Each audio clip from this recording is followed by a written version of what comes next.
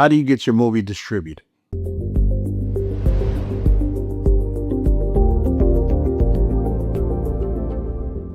You spend months, years even, writing, filming, editing your movie, going through post-production. And now you got no idea what comes next. I'm filmmaker Larry Green. I have 7 feature films completed, 1 not yet released. I got films streaming on Fawsome, Tubi, Plex, Amazon Prime, and other sites. I'm going to share in this video about what I learned to get my films distributed and some of the mistakes I've learned along the way. The first lesson is simple. Finish your movie. Get it done, get it completed from start to finish. This is something most filmmakers never do. It's easy to get caught up in trying to make everything perfect and, so on and so forth, but distributors, they want a completed film. They want a completed project. So your first goal is not getting distribution, it's finishing a movie that you're proud of. My early mistakes filming, I had some features I completed from 2009 to 2013. I completed 6 feature films. And it's a different time than it is now. Now you have streaming platforms. You could just put your movie on. You could put your movie on YouTube. I mean, you could put your movie on YouTube back in those times, but it's more viewership now towards the movies and short films and everything than it was back in that day. I didn't understand deliverables. I had no idea how to market. It was a tougher time marketing. I mean, it's still a tough time marketing, but so much so back in the day it was. You pretty much had to shoot your movie, promote it the best way you can, old school, handing off flyers, trying to submit to film festivals, and we'll touch on that later. And, setting up a red carpet premieres for your film, which I did. I had 5 red carpet film premieres, which were actually successful. I paid for radio spots. I paid for newspaper ads. I even got some local papers to get it for free because, of course, the best thing is getting it for free. Now, back to your movie. What do distributors look for? They're not just looking at the movie. They're looking at everything. They're looking at your poster. Is your poster catching and does it grab? Your trailer. Your trailer, that is a representation of your movie. So your trailer, you must put together a really good and engaging trailer. Does your film have clean audio? Does your film have closed captions? A lot of distributors and aggregators nowadays, they have those options where they can do that for you, or you have AI now where it can do closed captions for you, though it's not perfect, but they can do it. I mean, how is your artwork? Do you have artwork? Do you have multiple sizes of your artwork? You need to have, you might need a 16:9. You might need a 9:16. You might need a 14:4. You might need a 4:4, a 1:1. These are all the things that you have to think about. And then also, I remember I went to the American film market back in the day, and the one thing a lot of the distributors were asking were, who's in it? Or, what, oh, the movie looks good, but, who's the main star? Now, I didn't have no notable movie stars. There was no Nicolas Cage or guy John Travolta in this. No, it was none of that. This is indie film. So this is what we're dealing with. So back in those days, it seems times have changed now, where the movie star has not become the more important thing. It's been proven with the movie Obsessions, for example, that just came out this year. It was all based on story. Even though the story wasn't original, it was still a good story. I learned in film school, nothing is written, everything is rewritten. All right, back to it. Let's say you completed your film. You got your film polished, just clean audio, ready to go. You got a good trailer. You got a good poster. You got a good one sheet. So now what you're going to be looking for? You're going to be looking for sales agents. That would probably be your first go-to. There's also now YouTube. A lot of people are saying that, hey, I'm just going to throw my film on YouTube. I'm just going to throw my film on YouTube. All because they've seen the success of a couple films that have been getting picked up by YouTube. So, I mean, there's a possibility that it can happen, but that's not always the case. So let's look at your options here for distribution. You have just putting it out there on YouTube. What's the pro of that? The pro of that is your movie's going to be out there ready for the world to see. That's number one. What's the con of putting it on YouTube? If it doesn't get caught in the algorithm, your film is dead. It's not going to get any views. It's just going to sit there and go by the wayside unless you pay for promotions. You could pay for promotions. You could pay for the Cassie billboards. Word of mouth, social media is a good way nowadays to promote your movie. That's why you got to keep talking about your films. I have my old films and I'm still promoting my old films. my eyes, it's only been seen by a select number of people. There's millions and millions of people in this world, and not everybody's seen your movie. So what's old to some might be new to others.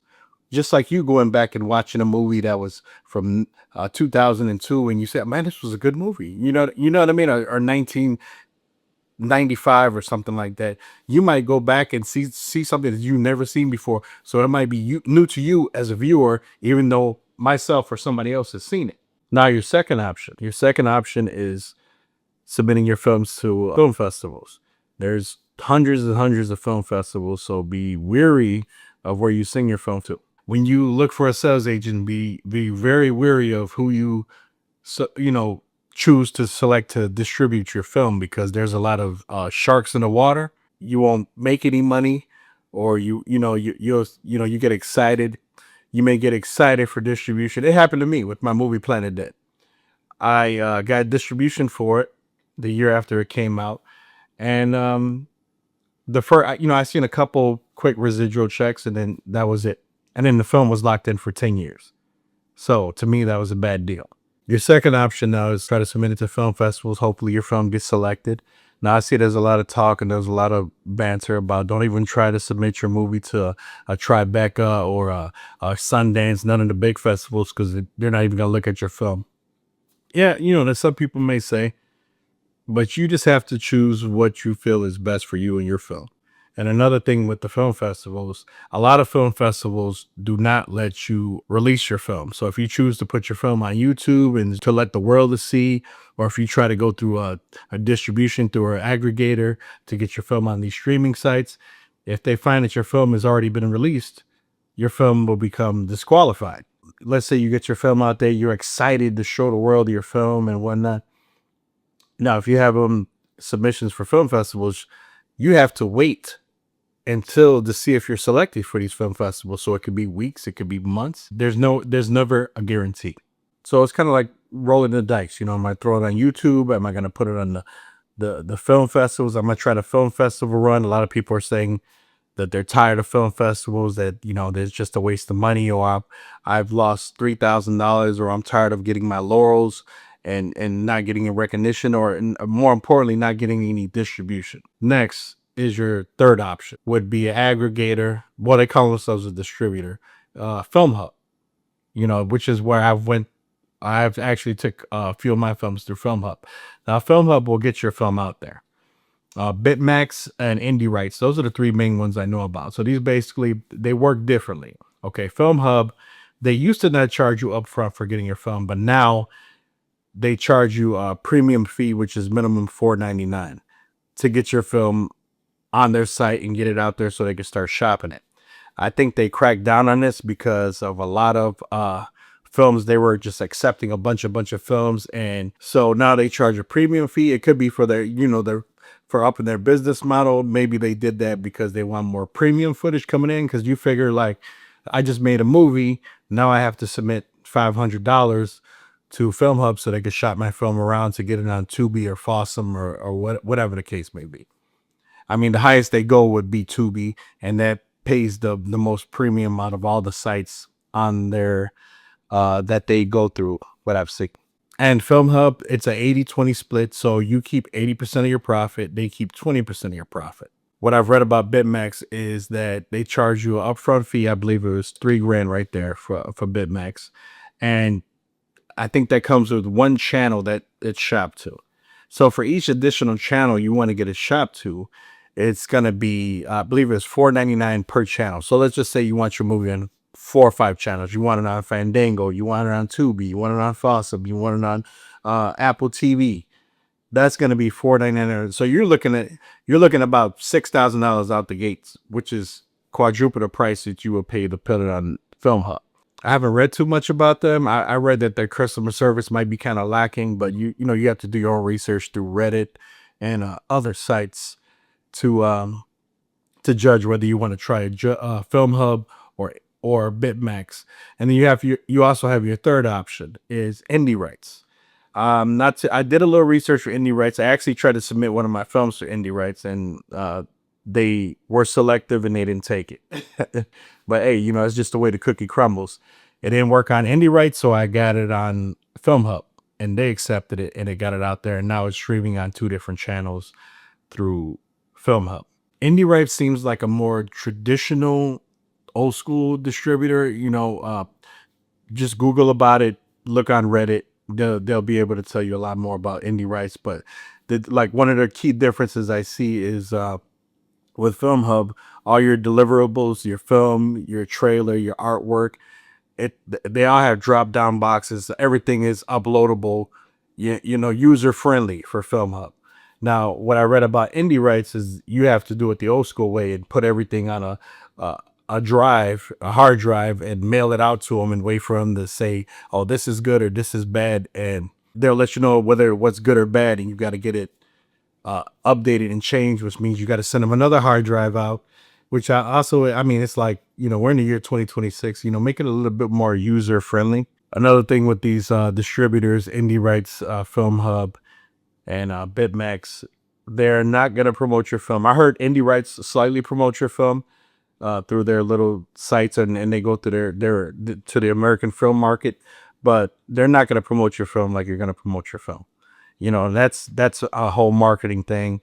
And I could tell you one way to promote your film is definitely start with social media. Social media, if you got a good film, people are going to gravitate towards it.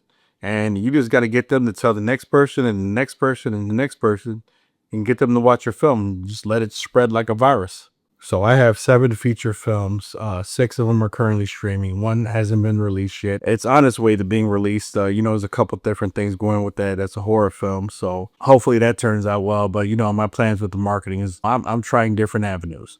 And if with my previous films, like I said, I still promote them to this day. I don't care how old they are because they haven't reached the full market. Even HBO Max and Netflix and all these, they're still promoting older titles. Netflix is still monthly picking up 80, 90, 100 titles from the 80s and 90s that people have never seen, but they're seeing them for the first time on Netflix.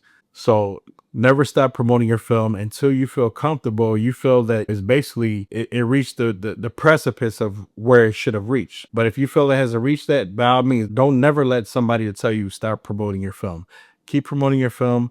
Even if it is successful, you want to still keep talking about it. Still keep talking about it. Throw social media ads about it. Still promote it.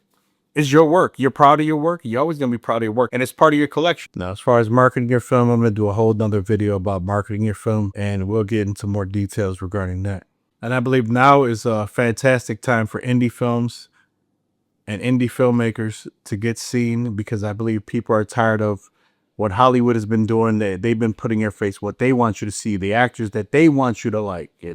And now, with social media, it has basically changed the whole game with these influencers and and all this streaming now. Now, like I said, you didn't have somebody. I mean, you had distributor back in the day, but those guys were. That's why they're no longer in business. But now, like I said, don't listen to what people say about Filma, Bitmax, or Indie Rights. Do your own research. Do what's best for your film. If you feel like your film's going to be successful by putting it on YouTube, by all means, put it on YouTube. Make sure to have that channel monetized, though, if you want to make some money.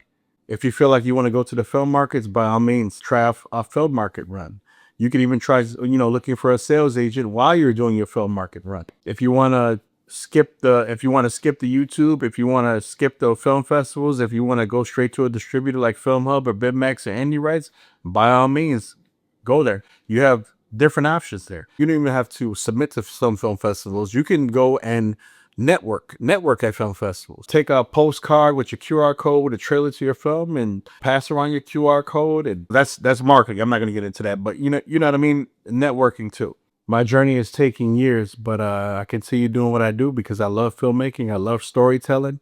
I was in grammar school writing short stories, trying to sell them around, but that's a different story for a different day. But I'm going to keep making films, and I'm going to keep learning every single time, and I'm going to keep networking. I'm going to keep building. I know sometimes as an independent filmmaker, you may get discouraged, but keep on keeping on. The more you make, the more you learn, the more you grow. I'm Larry Green. You can check out my films. I got 6 feature films. I got Rise of Revelation, Dark Shields, Love Evaluated, Planet Dead Sadistic, and my upcoming release is Teddy. Thanks for watching. Hope you subscribe, and I'll be back with another video. And I actually got some films and some short films on my channel from back in the day. If you want to check out, scroll through my videos and you'll be able to see some of my stuff. I'll see you around, all right?